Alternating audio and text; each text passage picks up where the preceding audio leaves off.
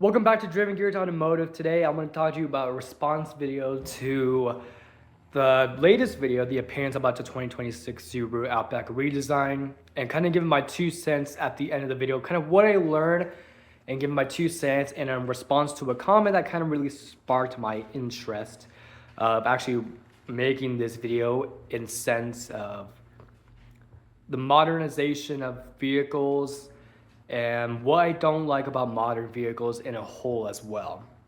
So in response to that, the 2026 Subaru Outback spy photos, in my opinion, because I went on Canva, an editing thumbnail maker, like a YouTube channel art maker as well, because I don't have a editing tool or software. So the easiest thing I can do is just go on Canva, upload a photo to Canva, and then just outline and all that stuff. In my opinion, what really caught my eye is just that, in my opinion, the 2026 Subaru Outback isn't what the Outback should be. Usually the Outbacks are more of the station wagon-y subcompact.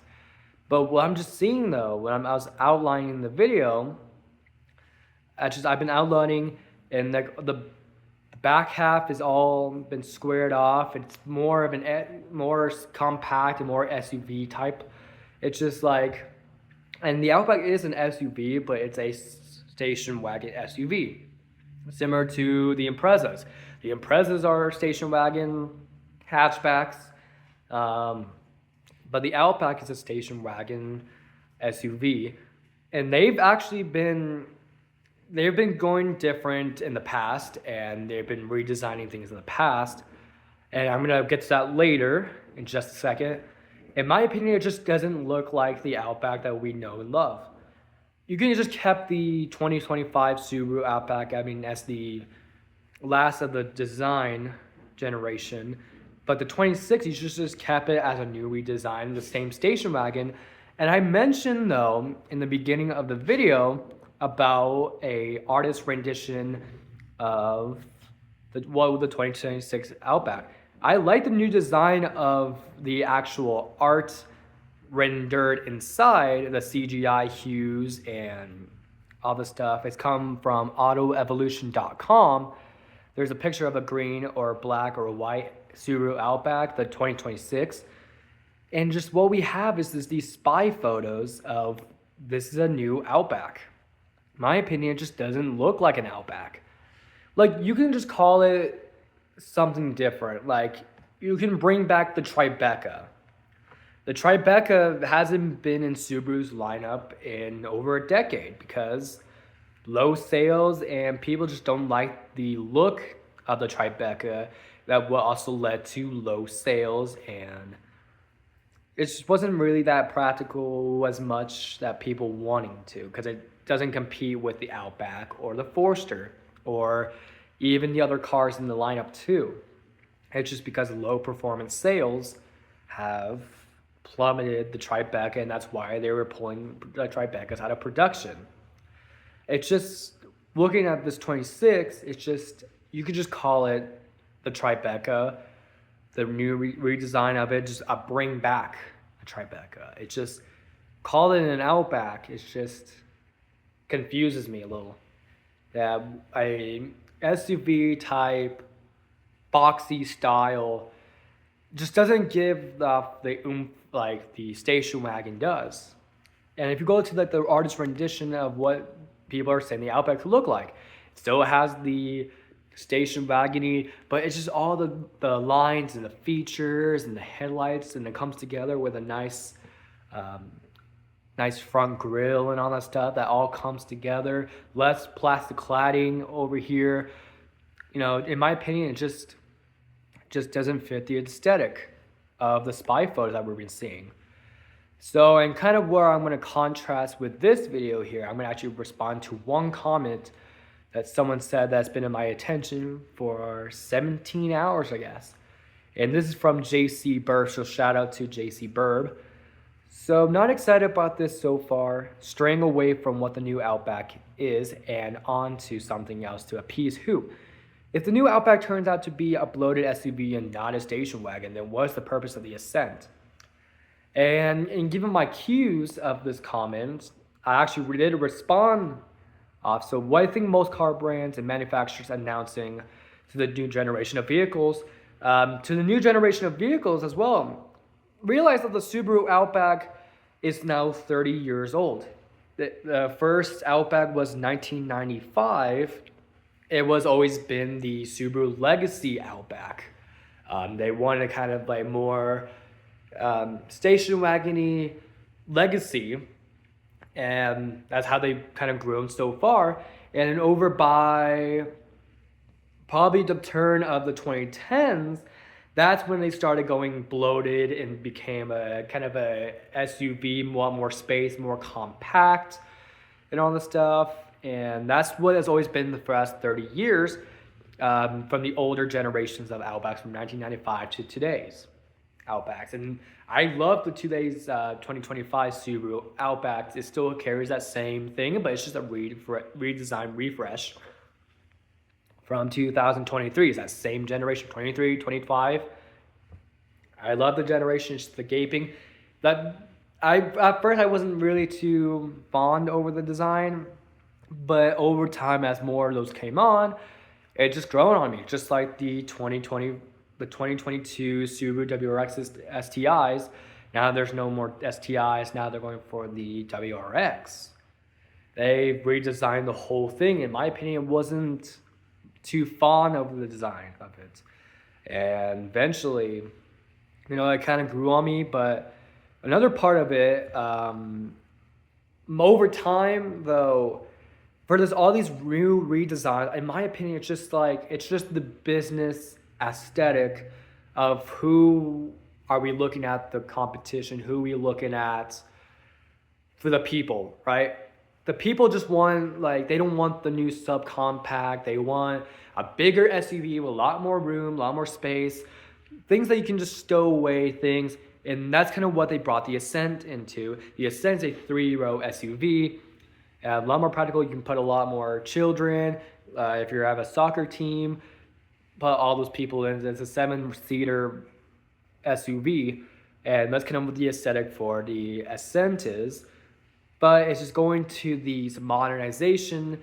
It's just what the people are trying to, what people demand on. Basically, it's the chicken and the egg situation, the supply and demand.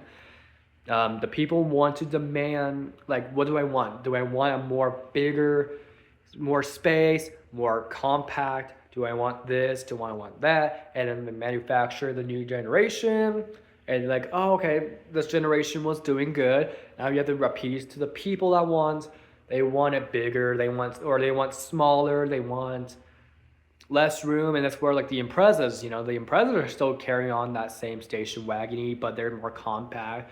Hatchbacks are now bigger, and that's why the 2024 they were starting to stay off the sedans, and now they're going for the hatchbacks now, and they're no longer doing manuals. They're only doing CVTs because hardly anybody drives manual. And new refresh. I mean, it's the trending aesthetics of basically more technology, more this, more that, because it fits people's needs. And to be honest, though, the technology, for the eyesight cameras, I mean, that's always been upgrading every time. In my opinion, I can give a lot of positives with the eyesight camera systems, and that's kind of what saves people's lives. The anti-collision, lane keep assist. And that's kind of what other vehicles should have, in their safety features, like eyesight and all that stuff. Keeps, the driver safe, and keeps, keeps your focus on the road. It keeps everything in check, though. But it's just adding more of these aesthetics to more modernization.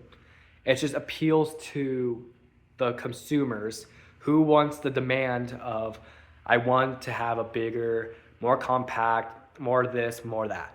That's kind of what is going on with the new 2026 Outback. And just, in my opinion, it just doesn't look like an Outback. It It's because what people are wanting, they want a more squared off design. They want it bigger. They want more compact. They want more space and all that stuff. And they want more amenities. And people just don't like the station wagon because looking at the studies, hardly anybody drives like station wagon type vehicles. It's just people want SUVs now. And that's kind of where it goes to like the Ascent because people want the big SUV. They want a 3-row to fit families. They want to fit soccer teams. They want to fit this. They want to fit that. That's kind of what they built the Ascents on. It's just, yeah. But if you want like something that's smaller, than more compact, Crosstreks and then the Imprezas. Well, the Crosstrek is the same thing as the Impreza. They're both compact, but the Crosstrek is just lifted Imprezas. And I think that's where they sell it more cheaply. You know, like monthly payments on SUVs are higher because the average car price is like $47,000. And then if you look at Subaru station wagons, they're cheaper than the SUVs. Like if you go to a Subaru dealer and look at the 2024 Subaru Forester, I saw the sticker. It's $51,000, almost $52,000 for the Forester. So I was like, this is ridiculous, though. You know, and the monthly payments are about $700. You can get the Crosstrek, or you can get the Imprezas for probably half as that, because the Imprezas, the base model Imprezas, are $23,000 on what they're buying. Crosstrek, same thing. They're cheaper, and the monthly payments are about almost $400, about $300 to $400. Depends on the trim levels too. But and again, like I said, that's what people want. They want more technology, and sometimes, okay, in my opinion, technology-wise, like let's see, auto start stop systems. I can't stand auto start stop systems on internal combustion cars. Hybrids actually have the technology because it's just the engine, and then you have the hybrid, the battery itself on the same area. It can go from the engine to the electricity. Plus the electricity on the battery doesn't give as much kilowatt per hours because it's mostly running by the engine. It can recharge the battery itself as the car keeps running. And that's why they have the auto start stop systems to but in internal combustion vehicles, they just don't be needed. Auto start stop systems on internal combustion engines are the dumbest things I've ever seen. And I'm going to give you an example right now. So over here on this 2024 Subaru Impreza, this is the auto start stop system on a base model Impreza. In my opinion, auto start stop system on an internal combustion engine, it's just not the way to go. Hybrid systems, like I said, they have more technologies and more amenities because it's both the engine and the battery, and the battery will always charge as the car goes. But just having an auto start stop, here's what the thing with engines though. See, engines, what they do is they pump the oil to the top of the pistons, right? From the injectors, they spray the fuel, and then oil gets pumped. Auto start stop systems, when you get to a red light, the auto start stop system activates, the car engine stops. Well, where's the engine have to go to? It has to go to the bottom. So when you're stopping, just every stoplight, like a stoplight at this intersection, the next intersection, there's a stop, and you're going like 30 miles per hour. Starting, stopping. Basically, you're putting more wear on the engine. Not only the engine, you're also wearing up the starter as well because of the constant starting and stopping. Because most wear on an engine occurs on startup. And that's kind of my opinion on auto start stop systems and internal combustion vehicles. Hybrids, on the other hand, like I said, have more technology wise to to have an auto start stop system because it's more practical that way. But yeah, and that's kind of my 2 cents on modernization of vehicles. So what have we learned throughout the video? Basically, in my opinion, thank you so much, JC Burb, about this comment from 17 hours ago. Thank you so much for coming on, supporting this video, and even this channel. And I do like the comment though. It's just my opinion. It's just the modernization of vehicles. It's just what money in business and with car manufacturers, with the aesthetics of what people want, the trends, the this and that. It's just, in my opinion, it's just, if you can't beat them, just kind of join them, kind of. It's just, in my opinion, I just don't like most of these modern technologies, like auto start stop system. I just ranted about already. And I mean, if you guys watch, I'm actually playing another video.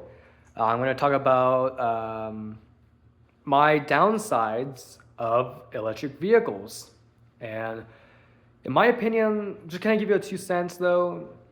Do I think electrification of vehicles are going to happen anytime in the future? They're just like, in today's world, in my opinion, EVs are just not practical. They're not up to standards. But if you want to realize what's going to happen in the next 20 to 30 years, who knows what the technology is going to bring?